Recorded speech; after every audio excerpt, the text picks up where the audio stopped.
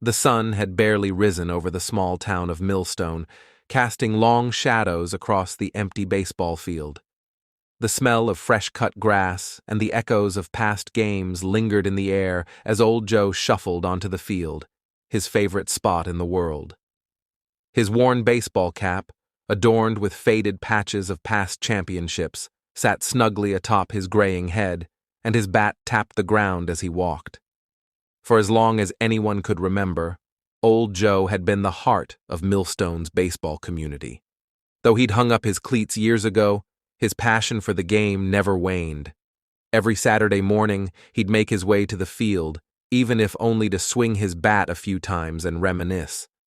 To Joe, baseball wasn't just a game, it was a way of life. But today was different. Joe had sent out a message to his old friends and the younger players he'd mentored over the years. He was organizing a game that would bring together generations of Millstone players. Word had spread quickly, and by midday, the field was alive with excitement as players of all ages showed up, all eager to be part of Joe's game. Among them was Daniel, the town's high school baseball coach, who had been mentored by Joe as a teenager. He had brought along his star player, Luke, a pitcher with a fastball that could send shivers down anyone's spine. Next to Daniel stood Robbie, the local diner's owner and once the best catcher in town. He hadn't played in years, but the look in his eyes showed he was ready. "Joe, you sure you're up for this?" Daniel asked as he tightened his glove. "It's been a while since any of us played a full game." Joe chuckled, his eyes twinkling with mischief. "Age is just a number, kiddo. I've still got some swings left in me." The group of players divided into teams, with Joe and Daniel acting as captains. They joked about their roles, with Joe calling himself the wise old fox and Daniel the young buck, even though Daniel was well into his 40s. But no one dared challenge Joe's title as captain. After all, this was his game. The teams took their positions, and the atmosphere grew tense with anticipation. Joe's team was a mix of old and young players, a combination of experience and raw talent. The other team, led by Daniel, was younger and quicker, eager to prove themselves against the town's legends. As Luke took the mound, he grinned, adjusting his cap and preparing to throw his best pitch. He wanted to impress old Joe, who had taught him everything he knew about the game. Joe stepped up to the plate, tapping his bat on the ground. "Let's see what you've got, kid," he called out, a playful challenge in his voice. Luke wound up, his arm a blur as he threw a blistering fastball toward home plate. Joe's eyes focused on the ball, and with a swing as smooth as ever, he connected. The ball soared over the outfield, and the players watched in awe as it sailed past the fence. "Still got it, old man," shouted Robbie from the dugout, cheering as Joe rounded the bases.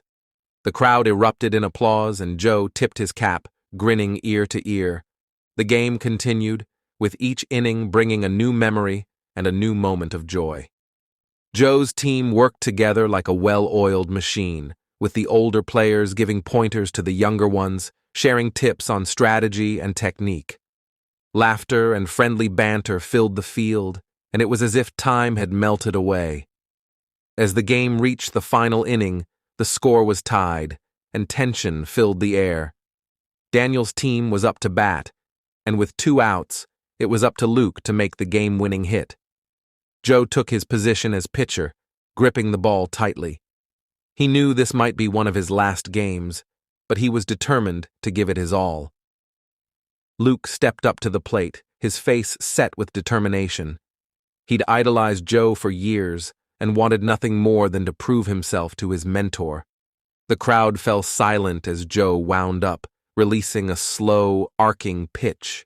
It was a tricky one, designed to catch even the best hitters off guard. But Luke was ready. He swung with all his might, sending the ball soaring into the outfield. The crowd watched as it flew past the outfielders and hit the fence, just inches from going over. Luke sprinted around the bases, his teammates cheering him on as he slid into home plate, scoring the game-winning run. The field exploded with cheers, and Luke's teammates hoisted him into the air, celebrating their victory. Joe smiled, watching the young pitcher bask in the glory of the moment. As the sun began to set, the players gathered around Joe, each one expressing their gratitude and admiration for the man who had given so much to their town and to the game they loved. "Thank you, Joe," Daniel said, clapping him on the shoulder, "for everything.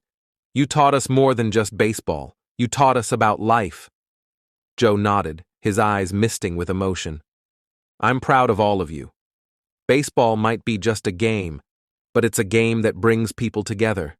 It's a way to create memories, to learn about teamwork and respect, and today, we created something special." As the players packed up their gear and prepared to leave, Joe lingered on the field, his heart filled with gratitude. He looked around, taking in the familiar sights, sounds, and smells one last time. He knew that this was the end of an era, but he also knew that the game he loved would continue to live on in the hearts of those he had mentored. With one final glance at the empty field, Joe tipped his cap to the setting sun and walked away, leaving behind a legacy that would never be forgotten. The morning sun cast long shadows across the dilapidated buildings on the edge of Kingston, a small old town filled with remnants of history. Even in its quietness, there was a whisper of forgotten stories lingering in the air. It was here that 4 childhood friends, Sam, Benny, Marco, and Theo, decided to meet up for a reunion, drawn back by memories of an unforgettable summer from years ago. Sam, now a construction manager with a knack for adventure, had always been the leader of the group. Benny, the tech-savvy guy, could talk anyone into joining one of his crazy plans, while Marco was the quiet, artistic one with a love for sketching and details. Theo, the athlete, had never lost his taste for thrill and challenge. Each man had taken a different path in life, but their bond remained unbreakable. Today, Sam had an idea that would rekindle the spark from their younger days. As they gathered by an abandoned farmhouse on the outskirts of town, Sam greeted his friends with a grin. "All right, gentlemen," he said, holding a map that looked ancient. "You remember the treasure we were always trying to find as kids?" Marco raised an eyebrow. "You mean that supposed treasure buried by the old railway? We never actually found anything." "That's because we were kids and had no idea what we were doing," Sam replied. "But I found something interesting while clearing out my grandfather's attic last month." He unfurled the map, revealing scribbled landmarks, faded symbols, and notes in his grandfather's handwriting. The notes suggested that this wasn't just any treasure, but something hidden by Kingston's founding families over a century ago. The thought of unearthing a forgotten relic stirred excitement in each of them. "You guys in?" Sam asked. Benny's eyes lit up. "I'm game. If nothing else, it's a chance to get out of the city and relive some of our wild memories." Theo punched his fist into his palm. "I'm ready. Nothing like a good challenge to break up the routine." And so, the hunt began. They followed the map through fields, overgrown paths, and the remnants of old rail tracks. Each stop brought them a bit closer, unraveling clues they'd once ignored or misunderstood. Benny, armed with his phone, researched local legends, piecing together stories of Kingston's early days, tales of hidden gems and unsolved mysteries. As they walked, they joked and reminisced about their younger years. Every broken fence, rusted sign, and peculiar landmark brought back memories of the days when they dreamed of discovering buried treasures and saving the world. By midday, they reached an overgrown area near an ancient stone bridge, the spot marked as the King's Crossing on the map. Benny glanced at the GPS coordinates he had pulled up. "This is it, fellas, the starting point." The map's next clue was cryptic: "Where shadows meet beneath the King's watchful eye." They examined the bridge and surroundings, puzzled, until Marco noticed a stone protruding from the base of the bridge's pillar, almost like a face gazing down. "Look here," Marco pointed. "That stone looks like a face, like a king's watchful eye." They cleared away vines and moss, revealing an engraved arrow below the stone, pointing downstream. Following it, they came to a narrow stream with an enormous oak tree nearby, its trunk split into a fork. Carved into the bark was another symbol, matching one from the map, a triangle with a line through it. Theo examined the tree. If the map's right, something should be buried here. They took turns digging near the tree's roots, finally uncovering an old, rusted metal box wrapped in decayed leather.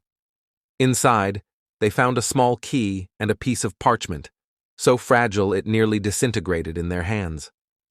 Sam carefully unfolded the parchment. The message read, "Follow the whispering road to the mountain of glass, where fire meets stone, and there you will find your prize." Benny scratched his head. Mountain of glass? Sounds like it's describing the Crystal Canyon overlook up north. Excitement surged through them as they realized the hunt was far from over. They packed their findings and continued, hiking for hours until they reached the rocky cliffs of Crystal Canyon.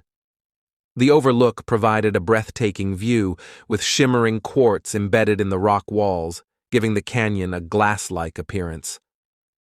"Mountain of glass indeed," Marco murmured, gazing in awe. They scoured the area, searching for signs, until Theo noticed a charred stone beside a patch of wildflowers. "Fire meets stone," he said, pointing at the burn marks. Someone left this clue intentionally. Nearby, they found another hidden box, this one made of polished wood and engraved with a symbol of intertwined circles. Inside, they found another map and a note reading, "Almost there. Seek the place where the echo of youth resides." They stared at the map and then at each other. "The old tree house," Benny exclaimed. "We built it near the lake when we were kids, remember? That place was the heart of all our adventures." Fueled by nostalgia and anticipation, they hiked to the lake, where the remains of their childhood treehouse still stood. Though weathered and partially collapsed, it still held a magic for them. They climbed up, each lost in memories, and found an old chest hidden beneath loose floorboards, just where they'd left it decades ago. The chest contained what they least expected, a diary. As they opened it, they realized it was written by Sam's grandfather, the same man who had left behind the map. The diary recounted his adventures with his own friends, how they had once set out on a similar treasure hunt, weaving together clues and bonds of friendship as they went. One entry caught their attention. "We thought we were looking for riches, gold, something of great value, but all we found were memories, laughter, and the realization that our true treasure was the journey itself. So, for those who come after, we leave this path and a token of our lives together." At the back of the diary was a sealed envelope addressed to the next treasure hunters. Inside was a small, polished stone pendant with intricate carvings. Sam felt a lump in his throat. He knew someone would find this, but he wanted us to learn what he had learned. That it's not the treasure that matters, but the friends we find along the way. They sat in silence, each man reflecting on the journey they had just taken, not just the past day, but the years of friendship, growth, and shared experiences. The pendant felt like a simple yet profound reminder of that truth. With a final look at the treehouse, they left the lake, the pendant safely tucked into Sam's pocket. They knew they'd found something far more valuable than any gold or riches. As they returned to the town, they felt a new bond, a quiet understanding that they'd always be there for one another, no matter where life took them.